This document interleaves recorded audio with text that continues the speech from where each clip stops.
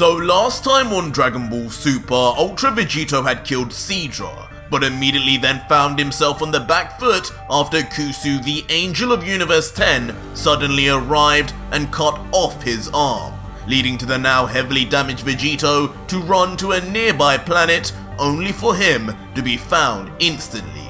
And now in today's manga, with just one arm, drained of energy and with severe blood loss, we'll find out just what Ultra Vegito is truly capable of. But before we begin, join the now over 900 members on our Patreon, where they see daily exclusive early previews of the Ultra Vegito story, discuss and contribute towards its narrative, and even in higher tiers, get to see the next parts to the story early. Yes, the next chapter to this story is already up there as we speak. Click the link in the description if interested, and enjoy. So our story continues with Ultra Vegito standing in fear, still only with one arm leaking blood even as we speak, and behind him the same dual angels who have just inexplicably hunted him down even in the darkest of caves. But soon the fear and panic of Vegito's face switches back to anger and annoyance at the situation as he thinks to himself, I was kidding myself if I thought I could outrun two angels. Each of their staffs can probably tell where I am at any given moment. I can't lie, this is bad. With my energy this low, coupled with the blood loss, I'm completely outmatched. There's only one way out of this. And having thought this, to our surprise as an audience, within Vegito's last remaining arm, a shining ball of energy begins to form in the palm of his hand.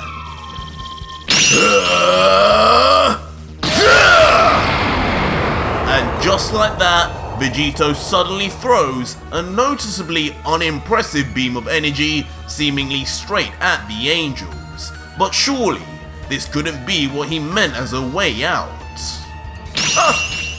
Similarly, the petite angel Kusu watches on with a truly conceited smirk as she stares at the oncoming beam and comments, Well, Mojito, would you look at that? How far the mighty have fallen. Does he really think that level of attack will do anything to us? How pointless. Sister, what did... But to the shock of both the angel and us, the beam suddenly shifts directions mid-flight, shooting instead straight into the air, missing the confused angels by mere inches. At first, Kusu remains suspicious, commenting, That's sly Saiyan. Mojito, stay on guard, he's probably planning to attack us from the front now. But unexpectedly, the beam hits the ceiling of the cave with impact, instantly breaking apart the very foundations of what held the cave together. What the? No! Mojito, move! But in the darkness of the cave, the entire structure then begins to collapse on top of the divine creatures, as Vegito shoots out at the last second with speed. His two fingers now placed on his forehead, ready to do only one thing, as he thinks, Got him! That should slow them down just enough for me to get my arm back and leave this damn universe. I just need to remember where that arm was. There should still be some energy traces left over there. Now, as his body begins to vanish, Vegito yells out, Got it! It's still over there! Thank God those damn angels left it alone! And just like that, Ultra Vegito appears instantly back in the emptiness of space, now right next to his severed arm, yelling out, There you are, little buddy! Give me those rings! As Vegito reaches towards them, a smile appears across the Saiyan's face as he realizes, Without any oxygen in space, my arm is still in perfect condition. All I have to do is get this to someone fast, and I can reattach it in no time. But suddenly, in the classic style of Vegito's turmoil-filled life, he suddenly notices something behind him. Something not animate, but dangerous nevertheless. What? And to his and our shock, right below Vegito, as if following him, is a massive beam of energy, enough to vaporize anyone. There's barely any time though, as the key beam becomes so close it is now near undodgeable in Vegito's current state, as his entire body soon now becomes engulfed in the light, only leaving him to mutter helplessly, "No! Where is this coming from?" And just like that, Vegito is completely trapped as the blast covers his entire body. Not exploding, but instead shooting past him as if Vegito wasn't even the primary target. As the beam eventually leaves the vicinity into the depths of space, Vegito slowly moves his arm from covering his face. He's now slightly more damaged than before, but hardly near death, as expected, as he comments, "It's over. That was all? Maybe I've overestimated these damn angels. They might have been weakened just as much as I have after all this time. That attack was pathetic, but regardless, I'm still getting my arm first and..." No! No!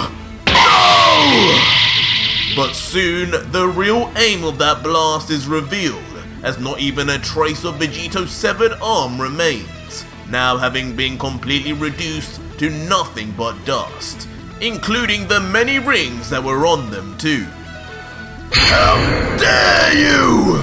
Who did this? Immediately causing the few Saiyan to roar in unkempt rage, his plans and hopes to regain his limb now completely shattered, and because of a stray energy blast. But soon, some common sense comes back to Vegito as he looks down at the planet below, realizing it's the exact direction the beam came from. For a moment, he thinks in his mind silently, It couldn't be the angels. They couldn't have freed themselves so fast. There's nothing down there. What on earth could have done this? But as Vegito looks down and the scene begins to zoom in, his worst fears are brought to light as from the surface of the planet, exactly where the beam had come from, lay two familiar figures. Two figures who only bring back fury into Vegito's heart, knowing the gods had robbed him once more of his happiness as he grumbles internally, You damn angels! I may have lost my arm, but I promise you will lose everything in return, no matter what depths I have to fall. But standing tall on the surface of the planet, just to confirm Vegito's eyesight, is Mojito with a smirk and his arm outreached, and his palm still smoking from where he had just been the one to blast that earlier key beam. As the equally smiling Kusu comments next to him, "Nice shot, brother. You haven't lost your touch at all. Just look at his face. The fool should know by now. He's not going anywhere as long as we're around. Wherever he goes, wherever he hides, he will never stand a chance against us, let alone father, with him being a cripple now. Poor mortal." While Mojito adds on, "Haha, it's true, this Vegito's power was overwhelming before, but with the energy he's wasted so far, and with just one arm, he's back to being nothing more than a Universe 7 lowlife. It's a shame we had to destroy a time ring, but robbing this demon of one of his limbs is priceless." Kusu, though, being the older sister and wiser, then responds cautiously, but still with a smile, "Haha, It may be true he's significantly weaker now, but don't let your guard down, Mojito. You know he's been holding back, right? This form he's been using against you is not what he used against Lord Rumchi and the Supreme Kais. I watched it all go down on my staff. He'll be down here soon to face us at his full power, I'm sure of it. We can just wait here. He won't run, not now that we've hurt his fragile ego. Huh? Which immediately piques Mojito's concern as he softly queries back, This isn't his final form. What has he been hiding? Then so be it! I don't even need a second arm to destroy you, brats! As instantly, just as Kusu had worried, Ultra Vegito finally decides enough is enough and powers up to his Ultra form, combining Goku's mastered Ultra Instinct and Vegeta's perfected Ultra Ego, losing his eyebrows, gaining dark purple hair down the sides of his locks, and now dark black flames that burst forth from his body. And now from above, looking down on the planet ironically like a god himself, he opens his palm towards the planet and thinks, It hurts me deeply to do what a god of destruction does, especially emulating exactly what Sidra did to me. But this is the only fitting way to end this. The perfect, ironic ending for two pathetic angels who think they know my every move. And with a commanding look and voice, he then shouts down, I hope you damn angels are enjoying it down there, because you will not be leaving. You took everything from me and now found a way to take even more. Well played, but the winner here will always be me! As from the depths of space, way above the mystery planet, Ultra Vegito instantly powers up a humongous ball of Hakai energy that begins to dwarf even his own body, and can be used only to perform one action. What? Mojito, up there! Which ultimately strikes fear even into the once confident Kusu, as she realizes what this looks like and comments, He wouldn't. Is he planning to erase this entire planet and every mortal on it just to get rid of us? Surely not, Mojito! But Mojito, who knows Vegito's motives well, remains completely calm and informs his sister, It's a bluff, Kusu.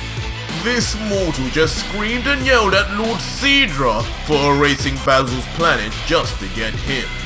His very goal is to punish us gods forever ruling and choosing which mortals live and die in our universes. So I can assure you, there isn't even a chance he would do the same for the sake of us. That is, of course, unless he wants to become the very thing he hates. It's an impossibility. Just look around. All this life... Huh? Wait. But suddenly, something dawns on Mojito as he looks around side to side on the planet and finally notices the very first observation made when Vegito landed on this planet. There is no life force on this chunk of rock. Nothing but empty landscape. Kusu, I may have made a mistake here! While the equally paralyzed in fear sister mumbles back, No, don't tell me he planned this! Did he lure us here, or did we force him down here? Mojito? Who is this mortal? I am the God Killer. Hakai! And with the most ferocious yell Ultra Vegito has ever given in history, he screams with a one-handed Hakai that looks almost like a throwback to Team Gohan's one-handed Kamehameha. Just so that on the surface, the massive Hakai reaches instantly to the feet of Kusu and Mojito. So fast that Ultra Instinct or not, there was no dodging or escaping this one, as the destructive energy rips through the entire landscape, making the two angels now appear like mere ants before it. In a fruitless effort, Mojito turns his back to attempt to fly off at full speed, yelling, "Kusu, run! We have to make it off here now!" But the wise young girl knows only to reply, "No, it's over, dear brother."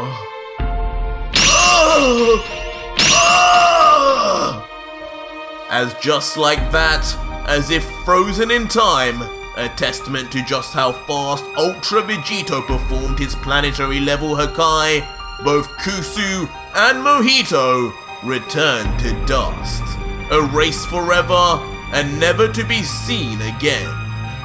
Brother and sister, just two more gods to fall to Ultra Vegito's wrath.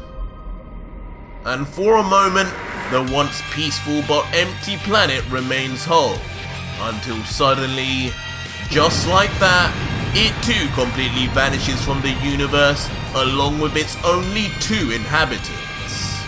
And as the debris and dust of the planet floats off into the never-ending abyss of space, Ultra Vegito stands above, watching coldly as he comments, That was embarrassing! How could two lowly angels like that cause me this many problems? I don't care I haven't rested since training that year with Gogeta. They took my damn arm!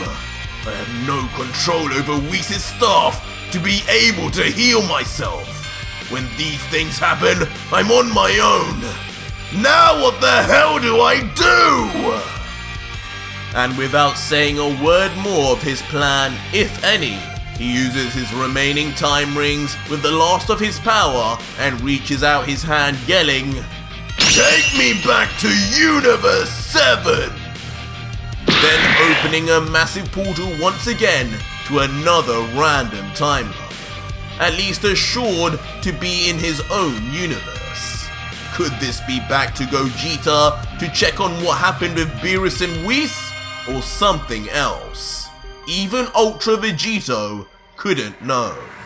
And soon enough, we see just the last part of Vegito's leg as he enters into the unknown. And on the other side, Ultra Vegito finally leaves the portal, confused as normal as he seems to enter unfamiliar territory. He's within a cave, but there are remnants of technology all around him. As he looks around, he thinks to himself, "What is this? These time rings must have malfunctioned. I said Universe 7, but this looks nothing like what I'm used to. Is this some kind of far future?" But soon we see a look from the outside. The surroundings sure do look like Earth. But interestingly, the cave Vegito is in also seems familiar to any OG Dragon Ball Z fans. I need to get away from those fools. I need 17 and 18. As shockingly, we then see a damaged Dr. Gero, aka Android 20, running frantically towards a large metal door.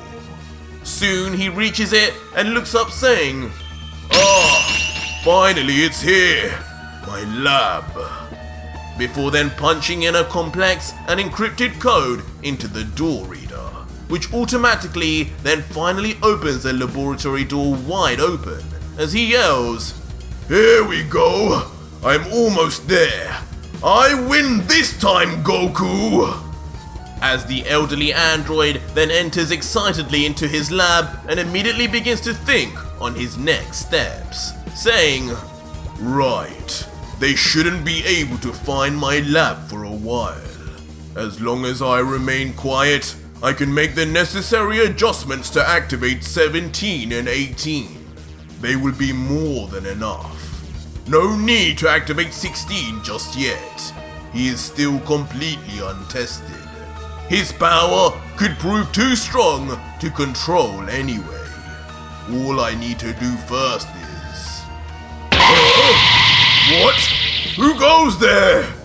But suddenly, as Dr. Giro thinks, the heightened senses of the android suddenly detect the slight movements of someone nearby.